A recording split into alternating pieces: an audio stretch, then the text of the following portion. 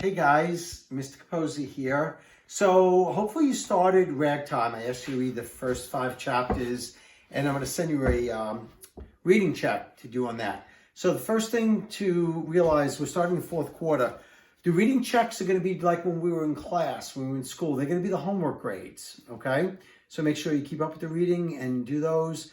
Those, unless I tell you otherwise, you will always email me back with the star P and your period number in the subject line, okay? If I change something up and say it's on Turn It In, I'll let you know, all right? But I'll probably tell you, please just read the emails carefully and follow the directions. Okay, so we're starting Ragtime. If you've started it and you've read it, you'll hopefully see that Ragtime, first of all, is a type of music, right? And we're going to get to that in a second. One thing I'd like you to think about is, why did E.L. Doctorow call it that? Why did he name the book after a type of music? And it's going to have to do with this word over here, which I'll get to at the end of this. Anyway, if you notice, this book is set in New York City around the turn of the century, all right? If we were in class, I would ask you, what was going on in New York a lot of at that time? And I think someone would come up with, there was a lot of immigration, all right? And this book and this time frame in New York City has a lot to do with, if you've ever heard of the term that America's the great melting pot, all right? And we're going to get to that.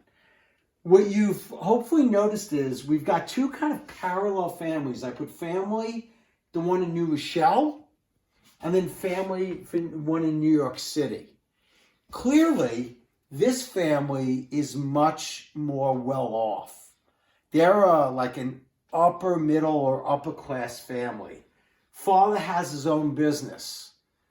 What type of business does he have? Look at that, okay? Make sure you understand that. In this family, we have father, we have mother. The MYB I put, that's for mother's younger brother. There's a little boy, which is a young boy from father and mother.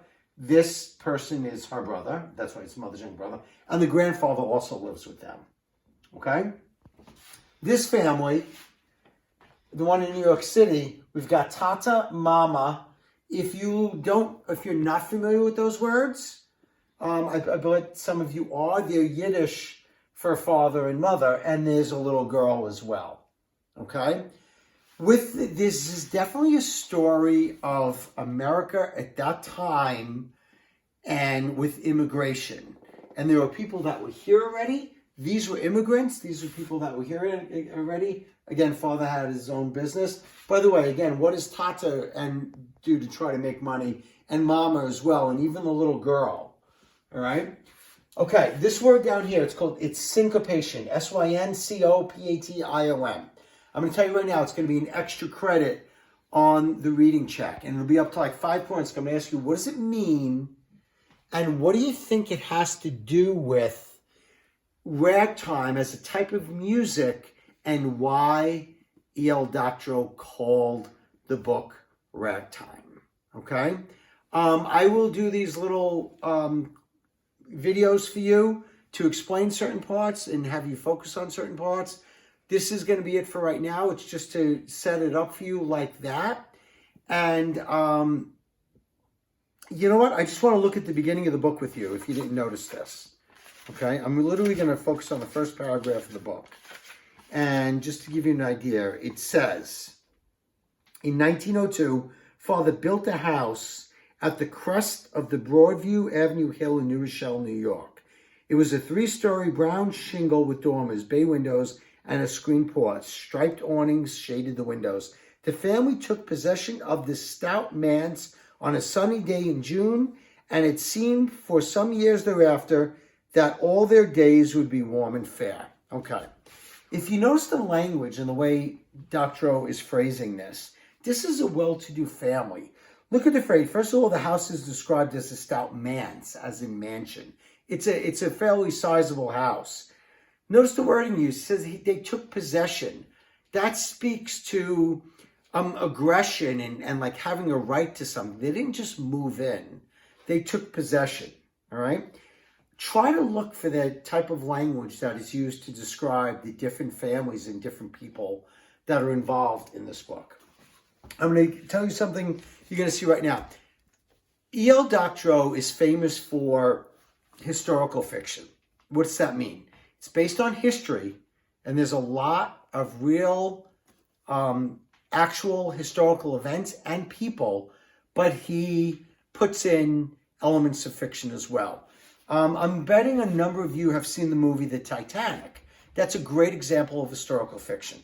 There clearly was a boat, the Titanic, a ship, and what happened to it, the way it sunk and all that. That's history. The fiction part, there was no Jack and what was the name? Rose. There was no Jack and Rose. Some of the other people, some of the famous people that were on board, I think her name was Molly Brown, the very boisterous, wealthy woman, and some of the other people, the person who designed the boat and all that, those were all real. But then they added this element of fiction. That's exactly what E.L. Doctorow does with this book. You're going to see a number of real life, some very famous people mentioned, like Henry Ford, and other historical figures from presidents like Roosevelt, and J.P. Morgan and people like that. I'm going to tell you right now, I'm going to offer you an extra credit opportunity. And it is this: make a list of the historical people that are mentioned and like a brief, even just a line of who they are. Okay. And I'll take that from you at the end of the book. And if you have that accurate, I'll count that as an extra credit, like test grade. Okay. So keep that in mind. So there's going to be real people, and there's going to be families like this that are fictional, and another couple of characters that are added. If you did read already, you already see, I think Roosevelt was mentioned already. Houdini. Houdini's actually in the story already. That's what I'm saying about real people from history, and there'll be a number of others. There's a list of, I think, about 40 or 50. Okay, so keep track of those if you want the extra credit, all right? So read, keep reading, and we'll talk. And if you ever have any questions, concerns about anything, please don't hesitate to reach out and email me. Okay, talk to you guys soon. Take care.